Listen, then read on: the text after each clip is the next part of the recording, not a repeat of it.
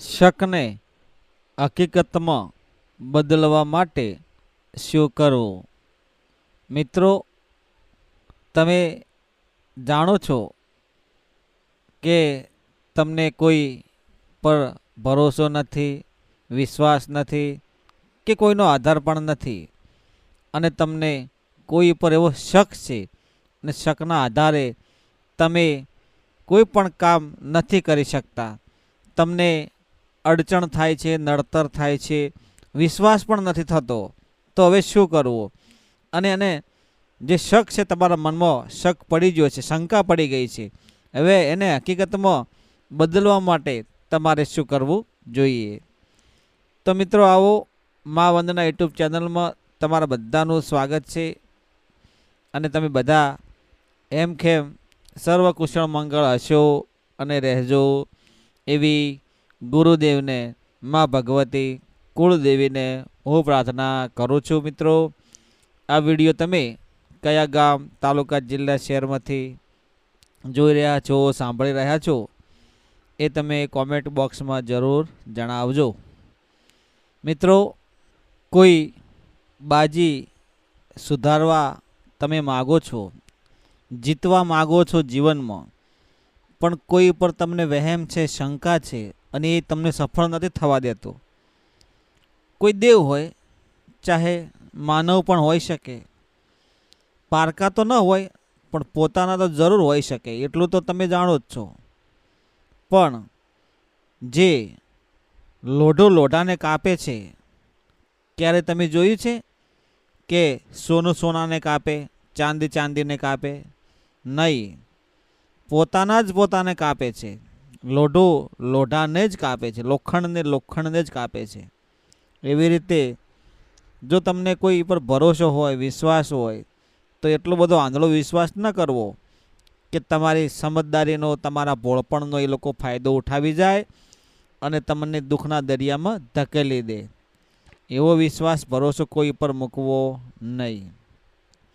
તમારે જો દેવનું હોય તો તમારે કુળદેવી પર તમારે વિશ્વાસ, ભરોસો, ભક્તિ, નીતિ, ધર્મ મૂકી તમે માને તમારો તમામ ભાવ સમર્પણ કરી દો તમારી કુળદેવીને, તો જેટલી શંકાઓ, કુશંકાઓ, વહેમ જે કંઈ હશે એ તમારી કુળદેવીમાં તમને સાચો માર્ગ બતાવશે.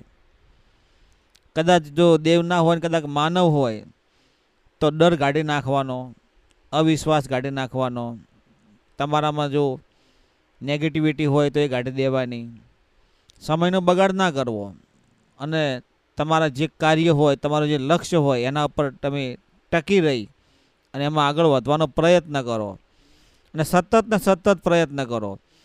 પણ જીવનમાં હંમેશા એક વાત યાદ રાખજો મિત્રો, કે તમે જે કંઈ કામ કરો છો, કર્મ કરો છો, ક્યારેય પણ કોઈને કહેવાનું નથી, નથી ને નથી. જો તમે તમારું કામ, તમારું કાર્ય જો કોઈને કહેશો તો એક કાર્યમાં તમને સફળતા ક્યારેય નહીં મળે. આ જીવનમાં તમે લખી દેજો. જે કરો એ જાતે કરો ને ગુપ્ત રીતે કરો. જ્યારે તમે સફળ થશો ને, તો દુનિયા એ ઓટોમેટિક જાણી લેશે કે આ વ્યક્તિ આ કર્યું, કંઈક કરી બતાવી દુનિયાને. એટલે શકને હકીકતમાં બદલવા માટે તમારે જે કર્મ કરો છો એ કોઈને કહેવાનું નથી, અને એને યોજના બનાવો. એને સ્પષ્ટ રીતે તમે લક્ષ્ય સાધી, એના પર વિશ્વાસ રાખી અને સફળતા મેળવવા માટે તમે એ કાર્યમાં સતત ને સતત વળગ્યા રહો, કોઈને કહ્યા વગર, સમયને બગાડ્યા વગર. સમય બગાડશો જ નહીં અને કર્મ કર્યા જ કરો, ચોક્કસ તમને સફળતા મળશે. દેવનું હશે તો સતત તમારા જીવન પ્રગતિ થતી રહેશે. માનવનું હશે તો તમને એ લક્ષ્ય સુધી ચોક્કસ સફળતા મળશે. આ વાત જીવનમાં જો તમે યાદ રાખશો મિત્રો, તો દુઃખ જીવનમાં ક્યારેય આવશે નહીં, અને તમારું જીવન છે એ ધન્ય બની જશે. અને શકને હકીકતમાં તમે બદલાવા માટે જે પ્રયત્નો કર્યા હશે એ દુનિયા તમારી વાહ વાહ આજે નહીં તો કાલે પણ કરશે જરૂર. ચોક્કસ એક દિવસ તમારો સમય સારો આવશે. આ વાત તમારા જીવન ઉપર, તમે જે કર્મ કરો છો એના ઉપર ડિપેન્ડ કરે છે, કે તમે સકારાત્મક વિચાર ધરાવવાવાળા વ્યક્તિ છો કે નકારાત્મકતા વિચારવા ધરાવવાવાળા તમે વ્યક્તિ છો. એના ઉપર નક્કી થાય છે કે તમારે શું કરવું છે. જો નથી કરવું તો એ શક છે, અને જો કરવું છે એ હકીકત છે. આ વાત જીવનમાં યાદ રાખજો. મિત્રો, જે કંઈ કર્મ કરો છો એમાંથી અથાશક્તિ પણ જો તમને પરમ કૃપાળુ પરમાત્માએ કંઈ આપ્યું હોય તો પક્ષીઓને સવારમાં વહેલા ઊભા થાવ એટલે મુઠ્ઠી અનાજ ચણ નાખજો. કોઈ પશુ પાંખર ઢોર ઢાંખરને બની શકે તો ચારનો ઘાસનો પૂળો ખવડાવજો. ગરીબને મદદ કરજો, કોઈને ખવડાવજો. સાધુ સંત આવે, કોઈ બ્રાહ્મણ આવે, કોઈ તમારા આંગણે મહેમાન આવે તો એને અતિથિ સન્માન કરી અને તમારા જે ભાવથી એને સમર્પણ થઈને તમે એને આવકારને ખવડાવજો.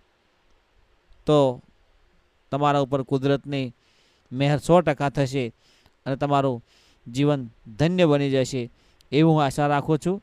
જય ગુરુદેવ, જય માતા.